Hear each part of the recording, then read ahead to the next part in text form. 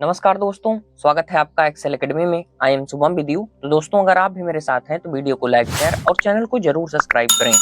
दोस्तों, आज के इस वीडियो में हम मनुस्मृति किस संदर्भ में लिखी है और मनुस्मृति पर विदेशियों का क्या तर्क है, इसको विस्तार में जानेंगे। तो चलिए शुरू करते हैं।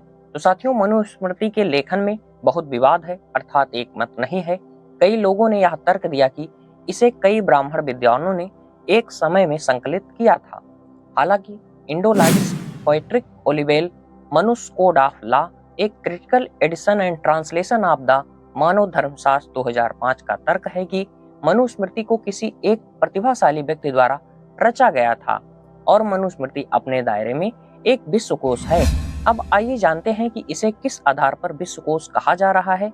साथियों, क्योंकि इसमें विभिन्न जातियों और जीवन के विभिन्न चरणों में व्यक्तियों के सामाजिक दायित्वों और कर्तव्यों के बारे में बताया गया है।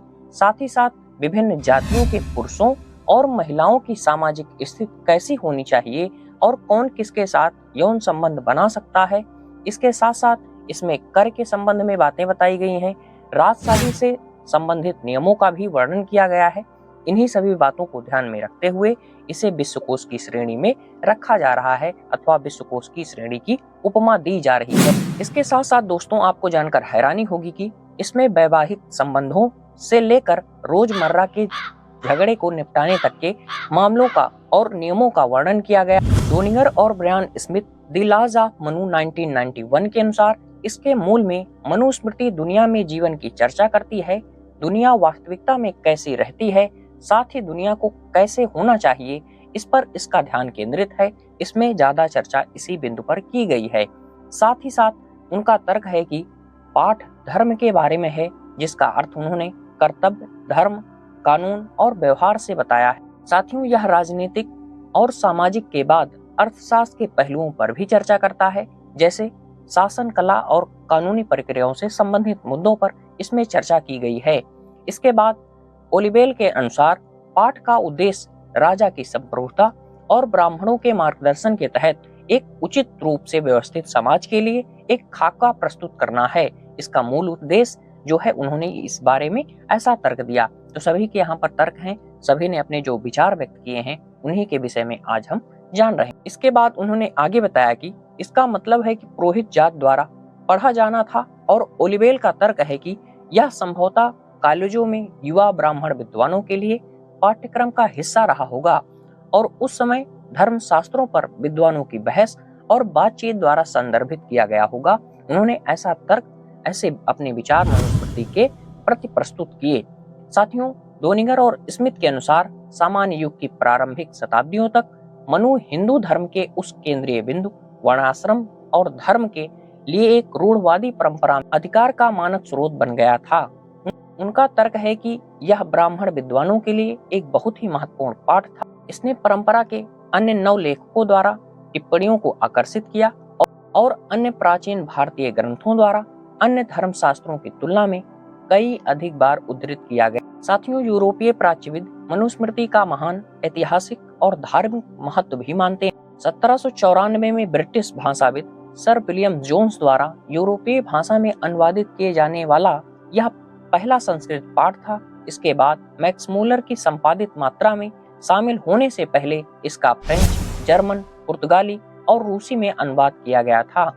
साथियों, अब अगर वर्तमान परिदृश्य में इसकी बात जहां से ज्यादा ये हाईलाइट होता है तो वो ब्रिटिश काल से होता है, क्योंकि हिंदू कानून के तौर पर इसे लागू किया जाने लगा। तो यहाँ बताया जा रहा है कि ब्रिटिश भारत में औपनिवेशिक अधिकारियों के लिए पुस्तक के अनुवाद ने एक व्यवहारिक उद्देश्य पूरा किया।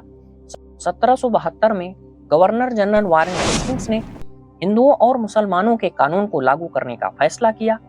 अब हिंदुओं के लिए धर्मशास्त्रों को एक महत्वपूर्ण भूमिका निभानी थी, क्योंकि उन्हें अंग्रेजों द्वारा कानून के रूप में देखा गया था, चाहे वह भारत में भी इस तरह से इस्तेमाल किया गया हो या ना किया गया हो। अर्थात जो धर्म ग्रंथ हैं उनमें लिखी गई बातों को प्रयोग में लिया गया हो या ना लिया गया हो, लेकिन अब उसे अंग्रेज एक कानून के तौर पर प्रस्तुत करने वाले थे। वही बातें यहाँ पर बताई गई। अब साथियों, इसमें क्या लिखा गया है और इसके बारे में क्या बातें हैं और इसमें जो बातें डिवाइड की गई हैं वो किस प्रकार है, उसे हम जल्दी से जानने का प्रयास करते हैं। यहाँ बताया जा रहा है दोस्तों कि प्राचीन ग्रंथ के 4 प्रमुख भाग हैं। पहला, जिसमें कि संसार की रचना, दूसरा भाग जो है उसमें धर्म के स्रोत का वर्णन किया गया है, और तीसरा 4 सामाजिक वर्णों का धर्म, और चौथा जो है भाग उसमें कर्म, पुनर्जन्म और अंतिम मुक्त का नियम बताया गया है। तीसरा खंड सबसे लंबा और सबसे महत्वपूर्ण है। पाठ 4 गुना वर्ण व्यवस्था के पदानुक्रम को बनाए रखने और प्रत्येक जाति को पालन करने वाले नियम से संबंधित है।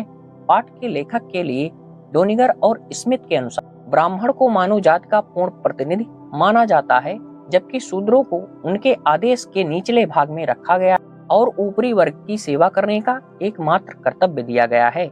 साथियों, इसके बाद यहाँ पर जो बातें बताई गई हैं ये इंडियन एक्सप्रेस का आर्टिकल है। यहाँ पर कोई मनगढ़ंत बातें अथवा मैं मनुस्मृति का समर्थन जैसी बातें नहीं कर रहा हूँ। आज के संदर्भ में मनुस्मृति उतना ज्यादा प्रासंगिक नहीं रही, ऐसा अगर हम देखें तो हमें मिलेगा। और यहाँ पर वही लाइन मैं भी कह रहा हूँ जो बाबा साहेब अम्बेडकर कहते थे कि मनुस्मृति को पूजने वालों से ये उम्मीद नहीं की जा सकती कि वे लोगों के बीच सामाजिक न्याय और सामाजिक समानता स्थापित कर पाएंगे, क्योंकि यहाँ पर काफी ज्यादा असमानताएं देखने को मिलती हैं। और असमानताएं किस तौर पर हैं उसके लिए मैंने और बहुत से वीडियो बनाए हैं, उनकी प्लेलिस्ट जरूर चेक करें।